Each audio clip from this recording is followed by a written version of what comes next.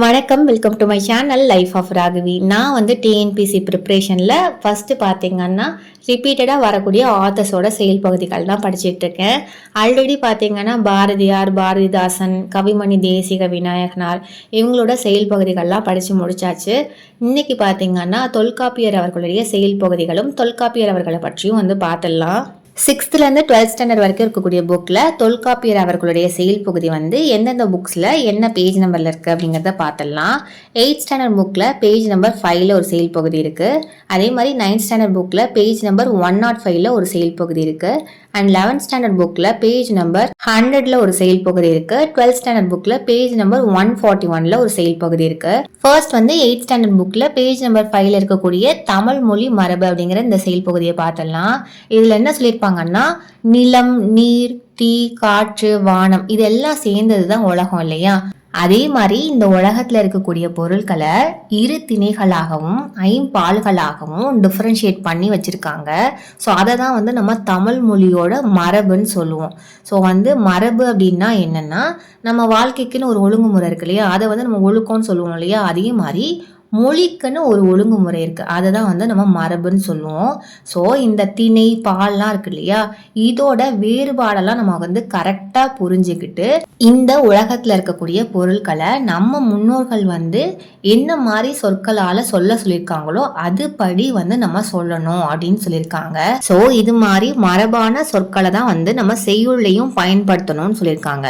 So இந்த மரபு வந்து மாறிச்சு அப்படின்னா பொருளே வந்து மாறிடும் அப்படிங்கிறது தான் இந்த செயல் பகுதியோட மீனிங்கு. இங்க கொடுத்துருக்க 3 நூற்பாக்களும் எங்கேருந்து எடுக்கப்பட்டதுன்னு பார்த்தீங்கன்னா, தொல்காப்பியம் நூலில் பொருள் அதிகாரத்தில் மரபியல்ல இருந்து எடுக்கப்பட்டது தான் இந்த 3 நூற்பாக்களும். அடுத்ததான் 9th ஸ்டாண்டர்ட் புக்ல பேஜ் நம்பர் 105ல இருக்கக்கூடிய உயிர் வகை அப்படிங்கிற இந்த செயல் பகுதியை பார்த்துடலாம்.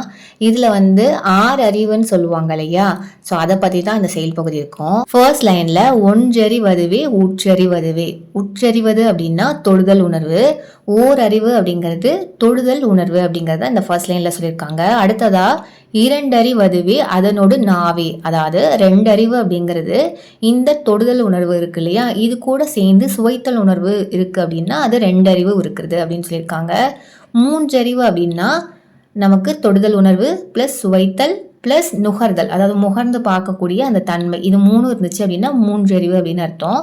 அடுத்ததான் 4 அறிவு அப்படிங்கிறது இந்த தொடுதல் உணர்வு பிளஸ் சுவைத்தல் பிளஸ் நுகர்தல் பிளஸ் நம்ம பார்க்கறது, கண்ணில் பார்க்குறோம் இல்லையா, ஸோ இதுதான் வந்து இந்த 4ம் சேர்ந்து தான் வந்து 4 அறிவு அப்படின்னு சொல்லியிருக்காங்க. அடுத்து 5 அறிவதுவே அவற்றோடு செவியே அப்படின்னா தொடுதல் உணர்வு, சுவைத்தல், நுகர்தல், பார்க்கறது பிளஸ் கேட்டல், இது 5ம் சேர்ந்தது தான் வந்து நம்ம 5 அறிவுன்னு சொல்லுவோம். ஃபைனலா 6 அறிவதுவே அவற்றோடு மனநே, அதாவது பகுத்தறிவு அப்படிங்கிறது தான் 6வது அறிவு அப்படிங்கிறது சொல்லியிருப்பாங்க. இது வந்து மனத்தால் அறியப்படுவது. ஸோ ஓரறிவுன்னு பார்த்தீங்கன்னா புல், மரம் இதெல்லாம் வந்து ஓரறிவு கொண்டது. சிப்பி, நத்தை இதெல்லாம் வந்து 2 அறிவு கொண்டது. இரும்பு, கரையான் இதெல்லாம் வந்து 3 அறிவு இருக்கிறது. அதாவது நம்ம ஆல்ரெடி பார்த்தோம் இல்லையா, 3 அறிவு அப்படின்னா உற்றறிதல் பிளஸ் சுவைத்தல் பிளஸ் நுகர்த்தல், இது 3 சேர்ந்தது தான் வந்து 3 அறிவுன்னு சொல்லுவோம். ஸோ எறும்பு, கரையான்லாம் வந்து 3 அறிவு உள்ளது. 4 அறிவு உள்ளது அப்படின்னு பார்த்தீங்கன்னா நண்டு, தும்பி இதெல்லாம் வந்து 4 அறிவு உள்ளது. 5 அறிவு அப்படின்னு எடுத்துக்கிட்டிங்கன்னா பறவை, விலங்குகள் இருக்கு இல்லையா, இதெல்லாம் வந்து 5 அறிவு கொண்டது. ஃபைனலாக 6 அறிவு அப்படிங்கும் போது நம்ம வந்து மனிதர்களை வந்து சொல்லுவோம். அடுத்ததான் 11th ஸ்டாண்டர்ட் புக்கில் பேஜ் நம்பர் 100ல் இருக்கக்கூடிய இந்த செயல் பகுதி பார்த்துடலாம். இதில் வந்து ஒரு சிறந்த மாணவர் அப்படின்னா எப்படி வந்து பாடத்தை வந்து கற்றுக்கணும் அப்படிங்கிறது தான் இந்த செயல் பகுதியில் சொல்லியிருப்பாங்க. ஒரு சிறந்த மாணவர் பாடத்தை ஆசிரியரிடமிருந்து எப்படி கற்றுப்பாங்கன்னா, இலக்கண பிழையின்றி கற்றுப்பாங்களாம். ஆசிரியர்கிட்டருந்து கற்றுக்கிட்டதுக்கு அப்புறமா திருப்பி அந்த பாடத்தை தன்னோட மைண்டில் கொண்டு வந்து அதை திருப்பி வந்து ப்ராக்டிஸ் பண்ணுவாங்களாம். அண்ட் வந்து அந்த மாணவருக்கு ஏதாவது அந்த பாடம் சம்பந்தமாக ஏதாவது வந்து டவுட் இருக்குது அப்படின்னா அந்த ஆசிரியர்கிட்ட கேட்டு அதை வந்து தெளிவு பண்ணிப்பாங்க. அதே மாதிரி ஆசிரியர் போன்று உயர் சிந்தனை இருக்கக்கூடிய ஆட்களோட நிறைய வந்து டிஸ்கஸ் பண்ணி அவங்களுக்கு தெரியாத விஷயங்களை வந்து தெரிஞ்சுப்பாங்க. அண்ட் அவங்களோட டவுட்ஸ் எல்லாத்தையுமே வந்து கேள்வியாக எழுப்பி அதற்கான விளக்கத்தை வந்து தெரிஞ்சுப்பாங்க. இது மாதிரி தான் தெரிஞ்சுக்கிட்ட கருத்துக்களை மற்றவங்களுக்கும் வந்து சொல்லி கொடுப்பாங்க. ஸோ இது மாதிரி தான் வந்து ஒரு சிறந்த மாணவர் இருப்பாங்க அப்படிங்கிறத சொல்றாங்க. லாஸ்டா பாத்தீங்கன்னா 1 முறைக்கு 2 முறை கேட்கிறாங்க இல்லையா, இந்த மாதிரியான மாணவர்களுக்கு வந்து ஒரு புக்கை வந்து பிழை இல்லாமல் படிக்கக்கூடிய திறன் இருக்குமா. இதுவே வந்து 3 முறை கேட்குறாங்க இல்லையா, இந்த மாதிரியான மாணவர்களுக்கு வந்து தான் கற்றுக்கிட்ட பாடக்கருத்தை மற்றவங்களுக்கு வந்து முறையாக எடுத்து சொல்கிற அளவுக்கு வந்து ஆற்றல் இருக்குமா. ஸோ இந்த மாதிரி முறையில் வந்து ஒரு மாணவர் வந்து பாடத்தை கற்றுக்குறாங்க அப்படின்னா அவங்களோட அறியாமை வந்து நீங்கி அவங்க வந்து சிறந்து விளங்குவாங்க அப்படிங்கிறது தான் இந்த செயல் பகுதியில் வந்து சொல்லியிருக்காங்க. இந்த செயல் பகுதி பார்த்தீங்கன்னா நச்சினார்க்கினியரோட உரை விளக்க பாடல் இது. அடுத்ததாக 12th ஸ்டாண்டர்ட் புக்கில் பேஜ் நம்பர் 141 இருக்கக்கூடிய மெய்ப்பாட்டியல். ஸோ இதை பற்றி பார்த்துடலாம். மெய்ப்பாடு அப்படிங்கிறது என்னன்னா உணர்ச்சி வெளிப்பாடு, அதை தான் வந்து மெய்ப்பாடுன்னு சொல்லுவாங்க. ஸோ இலக்கியத்துலலாம் வந்து நமக்கு ஒரு சில செய்திகள் சொல்கிறாங்க இல்லையா, இதை வந்து நமக்கு இமேஜினேஷனில் அந்த அங்கே இருக்கக்கூடிய எமோஷனை வந்து நமக்கு கொண்டு வரதுக்கு இந்த மெய்ப்பாடு வந்து நமக்கு வந்து ரொம்பவே வந்து ஹெல்ப்ஃபுல்லாக இருக்கும். அதோட பொருள் இலக்கியத்தில் சொல்லக்கூடிய விஷயங்களோட பொருளை வந்து ஆழப்படுத்துறதுக்கும் வந்து இது ரொம்பவே வந்து உபயோகமாக இருக்கும். மெய்ப்பாடு பார்த்தீங்கன்னா மொத்தமாக 8 இருக்கு. அதை தான் வந்து இந்த செயல் பகுதியில் சொல்லியிருப்பாங்க. நகையே அழுகை இளிவரல் மருட்கை அச்சம் பெருமிதம் வெகுளி உவகை என்று அப்பால் 8 மெய்ப்பாடு என்ப. ஸோ இந்த 8 தான் வந்து மெய்ப்பாடுன்னு சொல்லியிருப்பாங்க. எந்த 8 அப்படின்னு பார்த்தீங்கன்னா சிரிப்பு, அழுகை, சிறுமை, வியப்பு, அச்சம், பெருமை, சினம், மகிழ்ச்சி, இந்த 8 தான் வந்து மெய்ப்பாடு அப்படிங்கிறது தான் இந்த செயலில் சொல்லியிருப்பாங்க.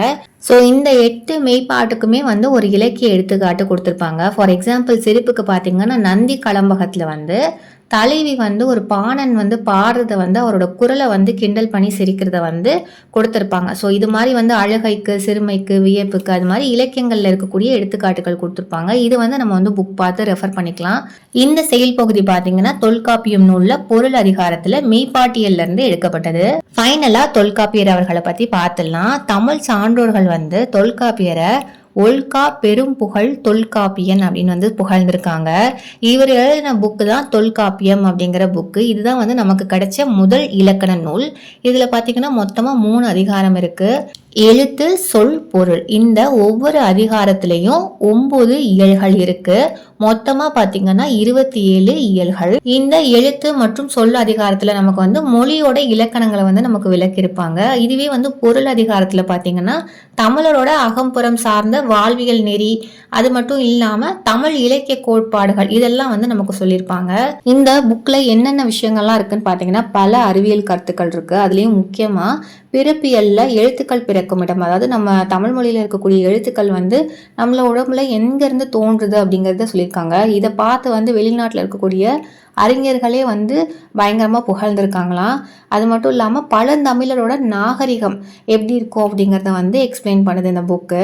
அதே மாதிரி தமிழ் மொழியோட அமைப்பு, இந்த மாதிரி என்னென்ன ரூல்ஸ்லாம் இருக்கு அப்படிங்கிறதையும் வந்து நமக்கு எக்ஸ்பிளைன் பண்ணுது. அது மட்டும் இல்லாம தமிழ் கவிதையோட நுட்பங்களையும் வந்து இந்த புக் வந்து எக்ஸ்பிளைன் பண்ணுதுன்னு சொல்லியிருக்காங்க. இந்த தொல்காப்பியம் நூலுக்கு பழமையான உரை ஆசிரியர்கள் யார் யார் அப்படிங்கிறத பார்க்கலாம். இளம்பூரணார், இவர் வந்து இந்த புக்குக்கு முழுசாவுமே வந்து உரை எழுதியிருக்காராம். நச்சினார்க்கினியர், கல்லாடனார், சேனாவரையர், தெய்வச்சிலையார், இவங்கெல்லாம் வந்து இந்த புக்குக்கு வந்து உரை எழுதியிருக்காங்க அப்படிங்கிறது சொல்லியிருக்காங்க. ஸோ இந்த வீடியோ உங்களுக்கு யூஸ்ஃபுல்லாக இருந்தது அப்படின்னா சேனலை சப்ஸ்கிரைப் பண்ணுங்க, லைக் பண்ணுங்க, ஷேர் பண்ணுங்க. வீடியோ பற்றின கருத்துக்களை கண்டிப்பாக கமெண்ட் பண்ணுங்க. நன்றி.